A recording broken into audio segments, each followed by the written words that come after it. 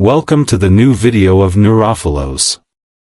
Get ready to dive into a gripping tale that will leave you breathless, thinking, and inspired. Whether you're here for the mystery, the drama, or the unexpected twists, you're in the right place. Make sure to hit that like button, drop a comment, and subscribe so you never miss another powerful story. Let's begin. When coincidence speaks. Have you ever paused in the middle of an ordinary day and felt that the universe itself leaned closer to whisper something only you were meant to hear? It begins so subtly that you almost brush it aside. A thought arises in your mind without reason, a sudden name, a long-forgotten memory, a strange sense of anticipation. And then, as if reality had been listening, something happens, an encounter, a phrase, a symbol, that seems to echo the very thing you were thinking. Perhaps you were thinking about someone you hadn't spoken to in years, only to receive a message from them a few minutes later. Perhaps you felt a chill of unease, a sudden stillness within, and then a piece of news reached you that explained why your body knew before your mind did. Or perhaps you experienced a coincidence so uncanny, so precise, that it forced you to stop in your tracks and wonder, this cannot just be chance. In those moments, time seems to bend. You feel watched, guided, or even tested by an intelligence that does not speak in words but arranges reality into a secret language. Your rational mind scrambles to explain it away. It's just luck, just probability, just random overlap. But deep inside, something resists that explanation. You know it was more than randomness, because it stirred something within you, a recognition, a knowing without proof. Gustav Jung, the Swiss psychiatrist who devoted his life to exploring the hidden dimensions of the psyche, had a name for this phenomenon. He called it synchronicity. To him, these were not meaningless accidents. They were meaningful coincidences, events linked not by cause and effect but by significance. The outside world, he believed, sometimes bends into alignment with the inner world so precisely that logic alone cannot contain it. This is not superstition. It is not delusion. Jung was not a mystic selling comfort but a scientist of the soul. He spent years observing patients, studying myths, decoding symbols, and listening to dreams. Again and again, he encountered stories of coincidences that tore through the veil of rational explanation.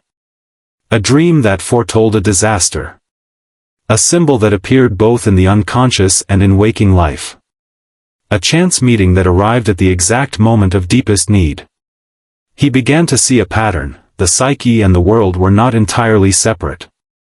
They mirrored one another, woven together by threads that could not be explained by statistics or probability. Synchronicity was not proof of magic in the cheap sense, but of a deeper order, one that emerges when the conscious and unconscious worlds touch. And yet, these moments rarely appear when life is smooth and predictable. They tend to arrive in the cracks, when something is collapsing, when the old map no longer guides you, when you are on the threshold of change. It is then that the unconscious finds a way to speak, and often it chooses to speak through reality itself. Maybe you felt it. That strange vibration when a word, an image, or a person appears at the perfect instant, too charged with meaning to be ignored. You try to brush it aside, but it lingers, haunting you like a half-remembered dream. This is the quiet insistence of the psyche. If you ignore it, it returns stronger. If you deny it, it unsettles you more. Most people will dismiss such experiences as nonsense. They will laugh, tell you it's just your imagination, warn you against superstition. And yet, deep down, you know the truth, something within you was touched. Something inside recognized itself in that outward event. You cannot explain it, but you cannot forget it either. Perhaps that is why you are here, listening to these words. Perhaps you are in the middle of such experiences now, seeing patterns no one else sees, sensing that something is rising from the shadows of your life. If so, know this, you are not crazy. You are not paranoid. You are not alone. Synchronicity is not here to confuse you, but to call you. It is an invitation to listen to the hidden parts of yourself. An opening in the walls of ordinary reality. A reminder that life is more than cause and effect, more than random drift. It is meaning waiting to be recognized. The question is not whether the universe is speaking. The question is, are you ready to hear it? Jung's hidden principle. To understand synchronicity, we must first step into Jung's vision of life. He did not see existence as a cold series of accidents stitched together by chance. For him, reality was more like a tapestry, woven with threads of meaning, symbols, and patterns that connect the outer world to the inner depths of the psyche. Most of us are trained to think in terms of cause and effect. One event triggers another. A stone drops into water, ripples spread. But synchronicity does not follow this mechanical order. Instead, it arises when two events, unrelated in cause, occur together in such a way that they strike us with powerful significance. They are tied not by physics, but by meaning. Jung defined it as the simultaneous occurrence of two events that have no causal relationship but are connected by meaning. Imagine you spend an afternoon lost in thought about someone you haven't seen in a decade. As you wonder how they are, your phone lights up with a message from that very person. No chain of cause links your thoughts to their decision to reach out. Yet the coincidence resonates so strongly that it feels like reality itself has been choreographed. Or consider this, you dream of a peculiar symbol, a blue butterfly fluttering through your mind in the night. The next day, while walking down a street, you notice a book displayed in a shop window, its cover marked by that exact image of a blue butterfly. You could dismiss it as random. And yet, the timing, the precision, the emotional weight, it arrests your attention. It feels as though life is answering you. To the rationalist, these examples are nothing more than probability playing tricks. In a world filled with endless variables, sometimes coincidences will happen. That is the safe answer, the one that reduces everything to statistics. But Jung urged us not to close the door so quickly. Pay attention, he would say. What if these events are not just accidents but expressions of a hidden principle? He saw synchronicity as a bridge between the psyche and the world outside. It is as if the unconscious, unable to speak in plain language, bends external reality into symbols, arranging coincidences to mirror what is stirring inside us. Through synchronicity, the inner and the outer meet in a moment of recognition. And these are not moments to be treated lightly. Jung described them as windows in the fabric of reality, brief openings where the ordinary veil lifts and something deeper breaks through. In those seconds, you may feel a strange hush, as if time itself paused. Logic cannot fully contain it, yet your soul recognizes it instantly. It is crucial to understand that Jung did not arrive at this idea through superstition. He was not satisfied with mystical comfort. He was a psychiatrist, an explorer of the human mind who studied patients for decades. He listened to dreams, traced patterns across cultures, immersed himself in mythology, alchemy, and even physics. Again and again, he found experiences that defied rational frameworks, prophetic dreams that coincided with real disasters, repeated numbers or names that followed people at turning points, visions that emerged both in the unconscious and in external reality. Statistics could not explain these phenomena. Probability failed to account for their timing and impact. The only explanation that fit was that there existed a hidden principle of order, a way the unconscious communicated through symbols, shaping coincidences until they became meaningful. Jung called that principle synchronicity. But there is something important to remember: synchronicity is not magic in the simplistic sense. It is not about asking the universe for a sign and waiting for the reward. It is far subtler, more demanding. It does not flatter the ego, it challenges it. These meaningful coincidences appear when you are willing, or forced, to listen to what your deeper self is trying to reveal. Sometimes, that message is not comforting at all. Perhaps that is why synchronicity often feels like a jolt. It does not arrive to soothe you with easy answers. It arrives to awaken you, to disturb you, to make you question. The coincidence itself is less important than the impact it has on your psyche. For the one who experiences it, it is impossible to ignore. For the outsider, it may look trivial, laughable, even absurd.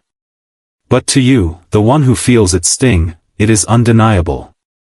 So the next time you encounter a coincidence that stops you, remember Jung's principle. The question is not whether the event caused anything. The question is, why now? What within you is being mirrored? What truth is pressing at the edges of your awareness? Synchronicity is the language of the unconscious. And like any language, it requires patience, humility, and attention to understand. When the soul breaks through. Why do synchronistic events so often appear in the darkest, most uncertain chapters of life? Why do they arise when we are broken, grieving, or lost? Jung believed the answer lies in what happens when our rational, conscious mind weakens. Most of the time, we live within a fortress of reason. We explain, categorize, and control. Our days are measured by schedules and habits. The unconscious remains hidden beneath the surface, speaking softly through dreams and symbols. But when trauma strikes, when meaning collapses, when old plans fail, those walls crack. The fortress is no longer secure. And through those cracks, the unconscious begins to seep into awareness. It does not speak in language we can easily understand. It does not deliver straightforward instructions. Instead, it moves through images, repetitions, and symbolic patterns. Sometimes it reaches us directly through reality itself, bending the outer world into a reflection of our inner turmoil. Have you ever noticed how, in times of despair or transformation, certain encounters seem to appear at exactly the right moment? A stranger says a word that feels like an answer to a question you hadn't even spoken aloud. A song drifts through the air with lyrics that pierce your heart. A symbol, an animal, a number, a name, keeps repeating itself until it refuses to be ignored. To the logical mind, these are coincidences. But to the soul, they are dialogue. For Jung, synchronicity was not an illusion but a conversation, the psyche speaking to itself through the medium of the world. The outer and inner are not separate. They are mirrors, constantly shaping and reflecting one another. This is why synchronicity rarely feels neutral. When it arrives, it carries weight. It interrupts. It shakes you. It demands your attention. It is not merely about the event itself, but about what it awakens in you. A synchronistic moment is less about what happened and more about what it means. Meaning is not found outside, it is born inside. That is also why synchronicity can be so unsettling. It does not arrive to confirm what you already know or to make life easier. It appears when something hidden within you needs to emerge, when the soul demands transformation. And transformation is never comfortable. Imagine this, a woman in grief dreams of a white feather. The next day, walking aimlessly through the city, she finds a white feather on the sidewalk. For her, it is not simply chance, it is a message that her pain, though invisible to others, is recognized. Or picture a man contemplating a major life decision, filled with doubt. Over and over, the same number appears, on clocks, receipts, doors. It may not matter to anyone else, but to him, it becomes a reminder that he is not alone in his uncertainty, that the unconscious is pressing him to act. Such experiences cannot be measured in laboratories, yet they leave a mark deeper than reason can explain. They pierce the surface of everyday life and hint that we are part of a greater, mysterious order. And yet, there is danger here. Jung warned against obsession. To see signs everywhere, to force meaning into every trivial detail, is to fall into paranoia. True synchronicity is not about clinging to every flicker of coincidence, it is about recognizing when something touches you so profoundly that it shifts your inner state. It is about the event that unsettles your heart, that changes your direction, that awakens a truth you could not name before. These moments are not accidents. They are invitations. Invitations to pause, to reflect, to ask, what part of me is trying to be heard? What change is being asked of me? When the rational mind fails, synchronicity becomes a compass. It points not outward, toward external explanations, but inward, toward the hidden landscapes of the soul. So the next time you are shaken by a coincidence, resist the urge to dismiss it. Instead, ask what it stirred within you. Because perhaps it is not life that is speaking, but your unconscious breaking through, demanding that you finally listen. The collective unconscious. If synchronicity feels like the unconscious breaking through, then we must ask, what is this unconscious? Jung's answer went far beyond personal memory or repressed desire. He discovered that the unconscious is layered. On the surface lies the personal unconscious, your forgotten experiences, unresolved wounds, and hidden fears. But beneath that, in a place far older and deeper, lies something astonishing, the collective unconscious. Unlike the personal unconscious, the collective unconscious is not shaped by your individual history. It is not built from the events of your childhood or the habits of your family. It is something far larger, a psychic dimension that belongs to all of humanity. Jung described it as a vast ocean beneath the surface of every human mind, filled with universal images, myths, and archetypes. Here reside the timeless figures that appear across cultures and centuries, the wise old man, the nurturing mother, the trickster, the hero, the serpent, the shadow. These are not inventions of one culture or another. They are recurring patterns that emerge again and again, as if hardwired into the very structure of the psyche. Ancient myths, sacred texts, and even modern films echo these same forms, because they are not just cultural, they are human. And it is from this deeper reservoir that synchronicity often draws its power. When a symbol from the collective unconscious emerges in your life at a moment of inner crisis or transformation, its impact is overwhelming. It does not feel like a random sign. It feels ancient, universal, charged with a significance that stretches beyond your personal story. Jung gave an example, a patient describing a dream about a golden scarab beetle. As she spoke, a scarab-like insect tapped against the window.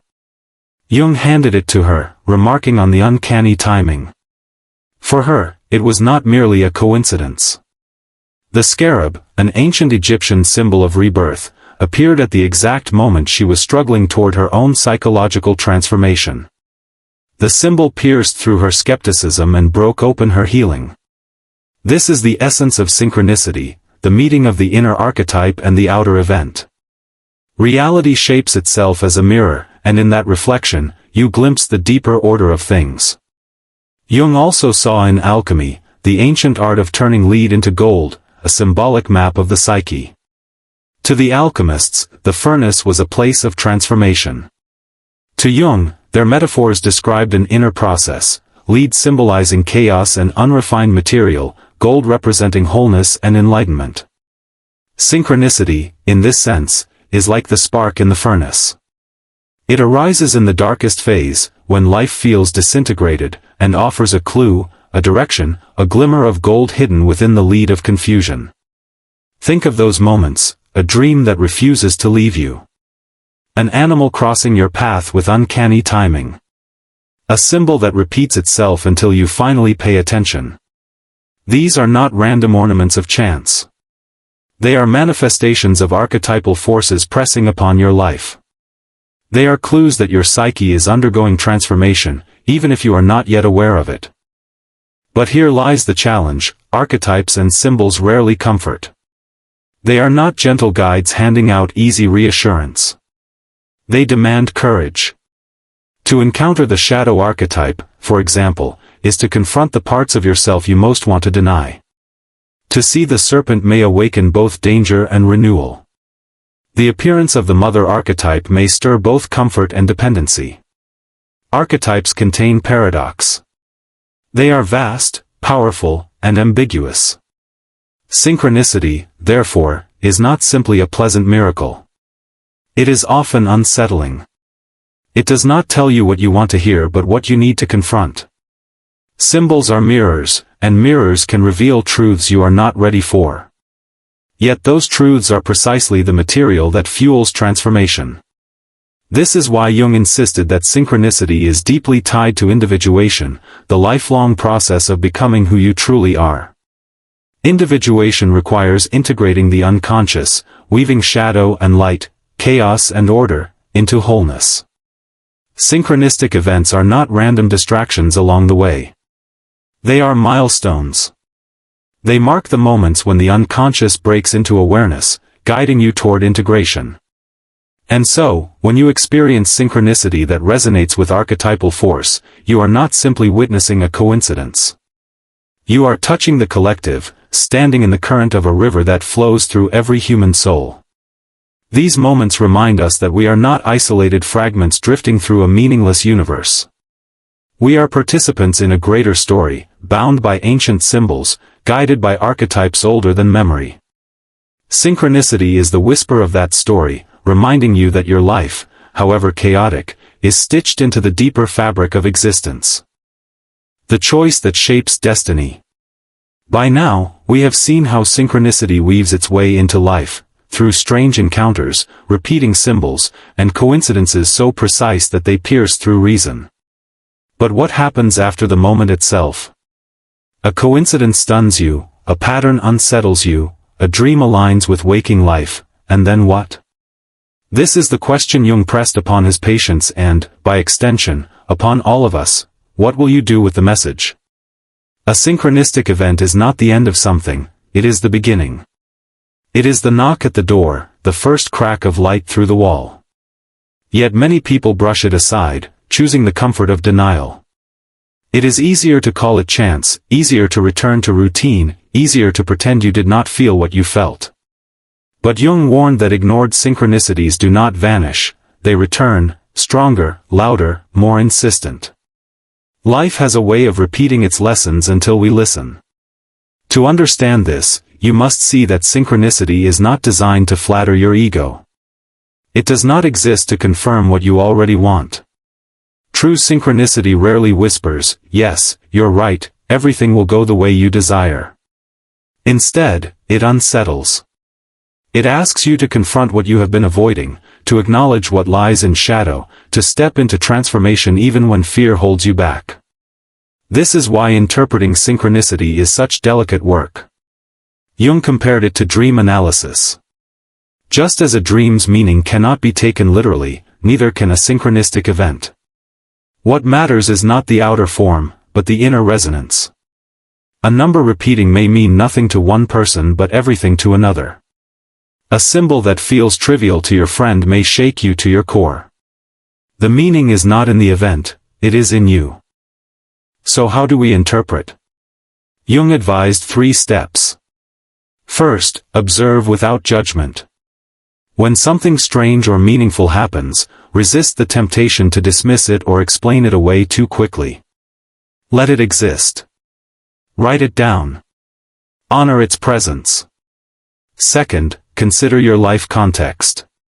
What stage are you in? Are you grieving, changing careers, entering love, facing loss? Synchronistic events tend to arrive in thresholds, moments when the old is falling apart and the new has not yet been born. Third, relate the event to archetypes. Ask, what does this symbol represent universally? A snake may not be just a snake, it may signify rebirth, danger, or wisdom. A repeated number may symbolize order or completion. The unconscious speaks in myth, not in facts. Interpreting synchronicity means learning the language of symbols.